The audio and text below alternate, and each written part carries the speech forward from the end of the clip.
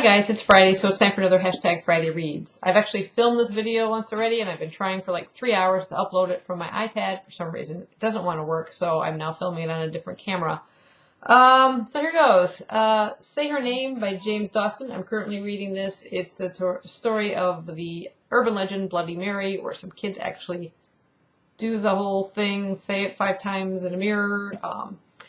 Yeah, and things go crazy. It is really, really good. I'm literally at the very, very end, and it gets better and better the further in the book you read. It's just amazing, and I'm really, really enjoying this.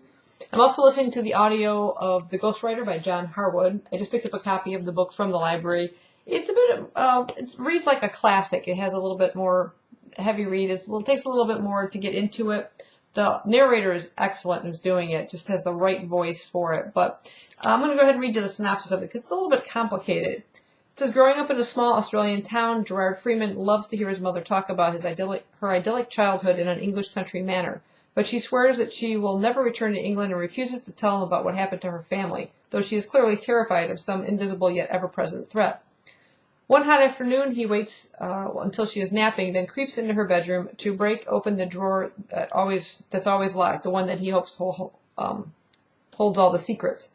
20 years later, Gerard has not left home. He works as a librarian, but he lives for just 2 things. His English pen friend, Alice, from whom he yearns with all his heart, and the ghost story he found in his mother's drawer all those years ago. Written by his great-grandmother, Viola, it hints at the terrible crime that haunted his mother and finally destroyed her. And as a search for more of Viola's chilling tales leads him to London, Gerard realizes that the stories might hold the key to finding Alice, as well as unveiling his family's mystery. Or are they leading him directly to the untimely death they seem to foretell? So the story has like the main plot with Gerard in it, and then in between it you have the stories that his great-grandmother has written, these sort of ghost stories.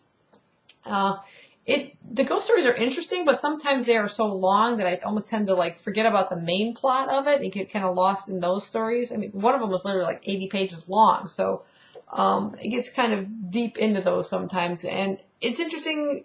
You kind of trying to piece together, well, where's this joining up? Where's this story have to do with Gerard's story? And little by little, things are starting to piece together.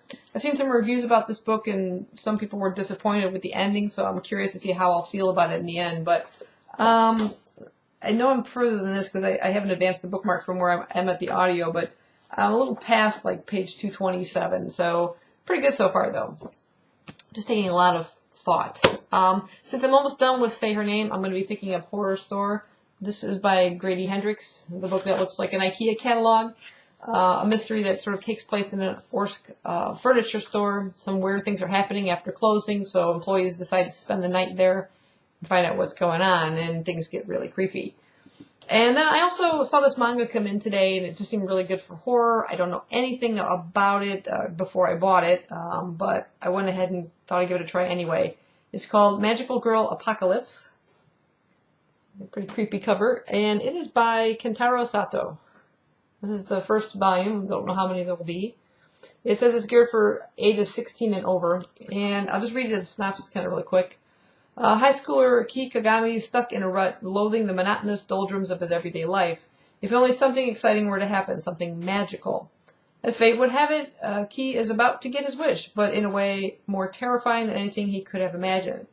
This little goth girl kind of shows up, and it says she appears at school and starts to gruesomely bludgeon and dismember and mutilate all who cross her path while chanting the mantra, magical, from her corpse-like lips. The school develops into a state of bloody chaos. Just how will Ki escape from this murderous magical girl? To make matters worse, the magical girl's victims reanimate and join her killer rampage as minions. Is there no way out of school for the hapless Ki Kagami? And even if he escapes, what will be left of the world outside? I'll show you this one picture that kind of gives you an image of what it's kind of gruesomely like. There are all the little minions there, got the zombie-like creatures. There's the girl, like, right there. And they're all just chanting magical. It looks pretty dark. Yeah, like I said, pretty gruesome.